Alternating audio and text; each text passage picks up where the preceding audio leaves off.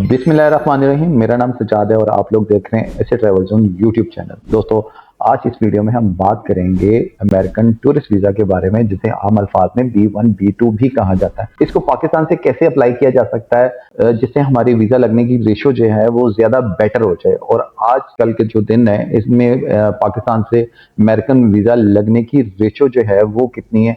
तो दोस्तों, अगर आप इस बारे में जानना चाहते हैं तो हमारी वीडियो को आखिर तक देखिएगा। और अगर अभी तक आपने हमारे चैनल को सब्सक्राइब नहीं किया, हमारे चैनल को सब्सक्राइब कर लें ताकि हमारी आने वाली इंफॉर्मेटिव वीडियोस आपको आसानी मिल सके।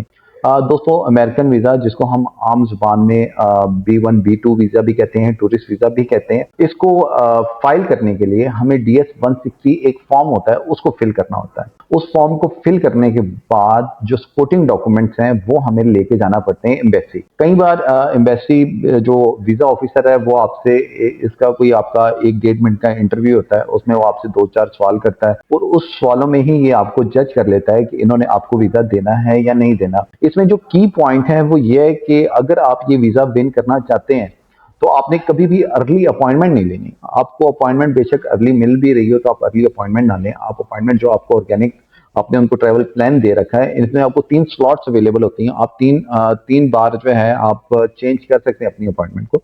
लेकिन आप कोशिश करें कि आप फॉर्म फिल करके छोड़ दें, जिस डेट में आपने अपॉइंटमेंट बुक की होती है उसी डेट के साथ रहें। और आपने ये भी कोशिश करनी है कि आप अमेरिका विजिट करने से पहले अपनी थोड़ी ट्रैवल हिस्ट्री बना लें, क्योंकि अमेरिका के लिए ट्रैवल हिस्ट्री का होना बहुत ज्यादा जरूरी और की पॉइंट है।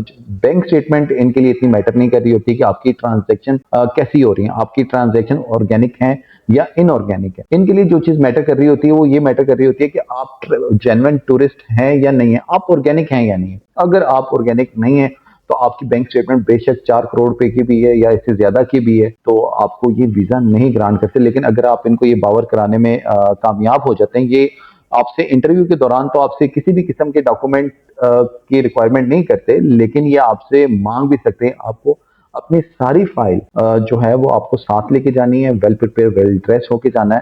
समटाइम्स आपका जो ट्रैवल एजेंट है वो आपको बोलता है कि आपके अकाउंट में कितने पैसे हैं। अगर आपके अकाउंट में 50 लाख से ज्यादा की अमाउंट है और आप बिजनेस कर रहे हैं तो वो आपको बोलेगा कि आप वीजा अप्लाई कर लें, लेकिन आपने कभी भी नहीं अप्लाई करना। कम से कम आपकी कोई एक आधी कंट्री की ट्रैवल हिस्ट्री होनी चाहिए, फिर आप ये वीजा अप्लाई करें। और कम से कम आपकी कुछ डोमेस्टिक भी आपकी ट्रैवलिंग होनी चाहिए, क्योंकि उन्होंने आपको जज आपके डॉक्यूमेंट्स पे नहीं करना, उन्होंने आपको जज करना है कि आप टूरिस्ट वीजा अप्लाई कर रहे हैं। वो डॉक्यूमेंट्स पे आपको तब जज करेंगे जब आप बिजनेस वीजा अप्लाई करें। B2 जो है वो बिजनेस वीजा है, लेकिन आपने अप्लाई जो आप कर रहे हैं वो टूरिस्ट वीजा कर रहे हैं। जब उन्होंने आप बिजनेस वीजा अप्लाई करेंगे, बिजनेस डॉक्यूमेंट रिक्वायर करेंगे, लेकिन अगर टूरिस्ट हैं तो फिर तो उन्होंने ये देखना है कि आप जेन्युइन टूरिस्ट हैं या नहीं है। तो अगर आप जेन्युइन टूरिस्ट रहते हैं तो फिर वो आपको वीजा ग्रांट कर देंगे। दोस्तों, अगर आप DS 160 या इसकी फाइलिंग के लिए आप परेशान हैं, आप खुद से नहीं कर सकते, तो आप ऐसे ट्रैवल जोन से राब्ता कर सकते हैं। हम आपका बेहतरीन केस बनाएंगे, हम कोशिश करेंगे कि हम उस वीजा को विन करें।